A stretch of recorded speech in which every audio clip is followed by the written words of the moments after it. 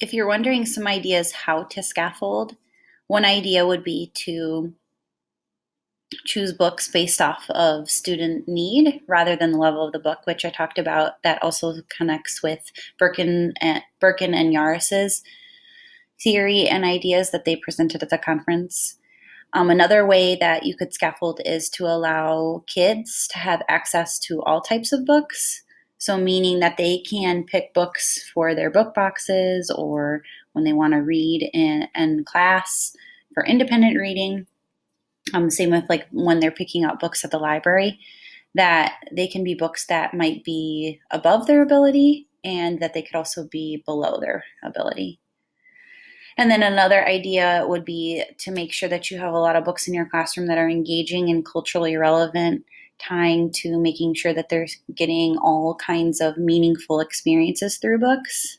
And then another idea that Ford and Glasswell shared was utilizing text sets, which could mean really anything as a text, meaning you could use magazines, poems, videos, really anything to engage your kids and then to also build background knowledge so that they can get ready for that harder text when it's talked about further in shared reading.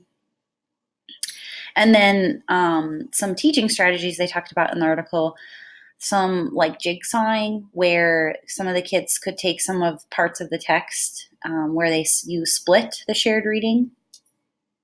And then you meet all back together and you kind of share about what each kid had or kids group had read, and they can share about it themselves.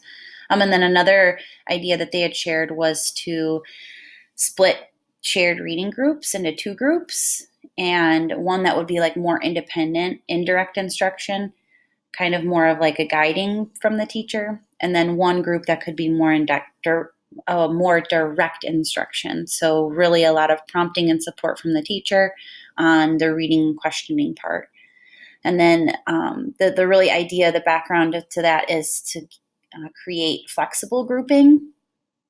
And then with this flexible grouping, you can bring both groups back. They can share what they learned in whole group for a discussion. And this is just a really good idea to support your struggling readers. And so all of these scaffolds that Ford and Glasswell talked about really support students' needs instead of their level.